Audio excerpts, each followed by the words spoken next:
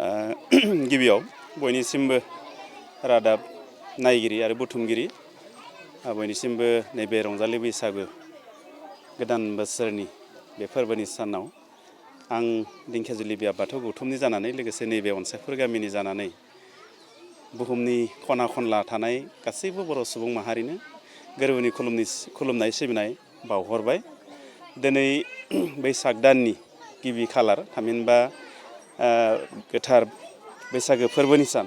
बे फोरबोनि सानाव आङो नैबे दिंखियाजुलि बिया बाथौ गौथुम सनितपुर जिल्लानि सिङावनो थानाय बे अनसायफोर गामियाव बैसागो फोरबो जि फालिनाय बेवहाय आलासि महरै बाहागो लाफैनो मोननानै खोब गोजोननाय मोन्दों।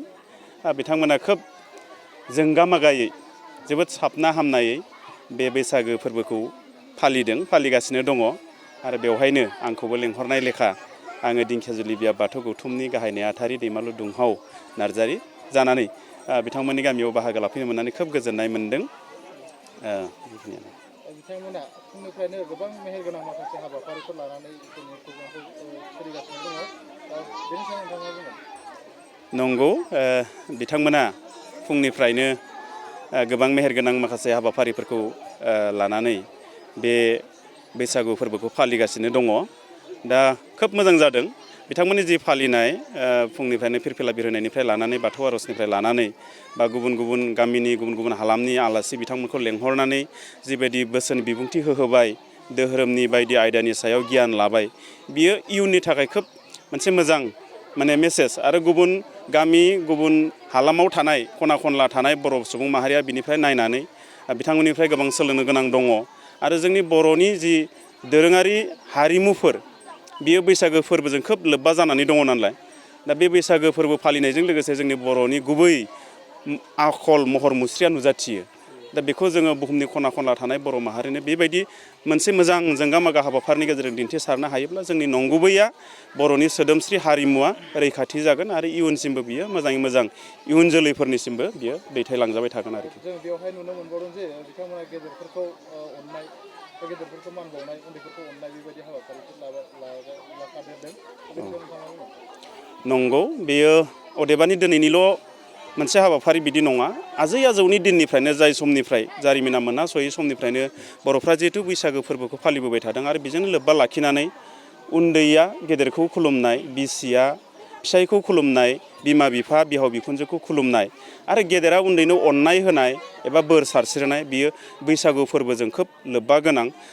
जोङो आथिखालनि गोदान मुगायावसो नुनो मोनो जेन'बा गुबुन गुबुन day, women day, mother's day बा बायदि बायदि डे फालिनानै गोदान खान्थिजों जोंनि लाइमोनफ्रा फालिनो लादों। खिन्थु बियो जोंनि बर'नि दोरोङारिजों जोंनि हारिमुजों बियो एसेबां खाब जानाय बायदि जों नुहुरा। खिन्थु जोंहा नैबे बैसागो फोरबोनि समावनो जोंनि गेदेरखौ मान लानाय, बिमा बिफाखौ खुलुमनाय सिबिनाय, बेवहाय जोंनि बर'नि थै हारिमुजों एकदम सोमोन्दो थानाय मोनसे आसार खान्थि बियो आरो बेखौ जोङो बयबो लाखिलांनांगौ। हाबाफारि बायदिब्ला जोंहा हाबाफारि गोबां जालांबाय। दा जोबथा नैबे जिथु आर'जनि हाबाफारि सोलिगासिनो दङ। दायो गिबियावनो जोंहा सेथियाव जाग्रोदों हाबाफारि बायदियै फुंनि 6 बाजियाव लामा सिबस्रांनाय हाबाफारि दंमोन। बेयो जोंहा जोबलांबाय।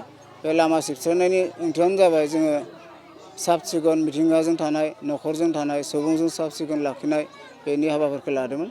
ओमफ्राय नैथियाव जोंहा बिफां लाइफां गायनायमोन। बे मिथिंगायारि सोमोन्दो, बारहावाजों सोमोन्दो, आबहावाजों सोमोन्दो, जों जा दंफां लाइफां गायदों जाहाथे जोङो जिब जुनारजों सुबुं हारियाबो थांना थानायनि राहा मोन्थों होननानै जोङो बिफां लाइफां गायदों नैथियाव। थामथियाव दंमोन जोंहा गुफुर फारौ बिरहोनाय। गुफुर फारौ बिरहोनाया जोंहा गोदोनिफ्रायबो दङ आरो दाबो जों बाथौ धोरोमारि हिसाबै फालिना दङ। बे हाबाफारिया फारौआ मोनसे गोथारथि आरो जों जिथु बलिदानखौ गारदों, जिथु जों जिब जुनार दानथारनानै गारदों, बे हिसाबै जोङो दायो फारौ गुफुरखौ बिरहोनाय जादों जरासे। आरो बेजों लोगोसे जोङो दायो हांख्रायनाय लेखायै गोबां गोजान गोजानाव बम्बे केरेलायाव थाहैनाय रायजोफोरखौ लिंनाय लेखायै गासिबो फैदों, नुजाथिफैदों। आरो जोंहा मानगोनां आलासि सासे फैदों, मानगोनां दैमालु दुंहाव नार्जारि, बिथांखौबो जों खोब गोसो बरायबाय। आरो लोगोसे जोबथायाव आं बुंनो नागिरदों जोंहा रादाबगिरि साफ्रोमखौबो नैबे जोंनि हाबाफारियाव गोसो गोजोनै बरायना लाबाय। आं बेखौनो बुंबाय। बे हाबाफारिया जोंहा दाजेननायनिफ्राय जोङो 1992निफ्राय जों गामि दाजेनदों 1992निफ्राय जों बैसागो फोरबो फालिबोदों जिहेतु जोंहा सेथि बैसागो 1 खालाराव जोंहा सेथि हाबाफारियाव सेथि बैसागो हिसाबै गोदान बोसोर हिसाबै जों फालिबोदों दिनै बियो 28थि रंजालि बैसागो फोरबो बेयाव जोङो गासिबो रायजो राजाखौ खौसेथि लानानै मोजां राहा लामा लानानै बोराइ बाथौनाव बोर बान्सा लानानै दिनै आर'जनि हाबाफारि लादों मान लालायदों आरो जों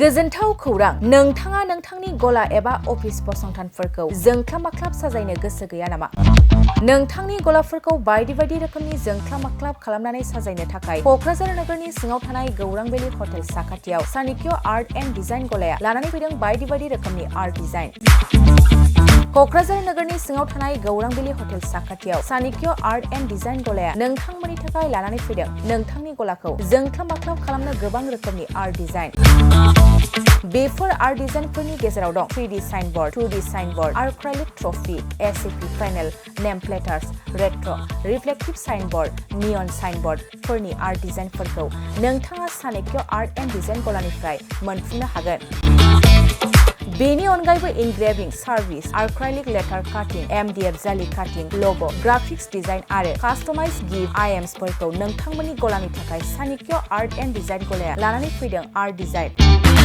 गोबां बाथ्रा मिथिनो थाखाय नोंथाङा नैबे 9706125636 6800981649 जानबुं नम्बरनि गेजेरजों खौरां लाहरनो हागोन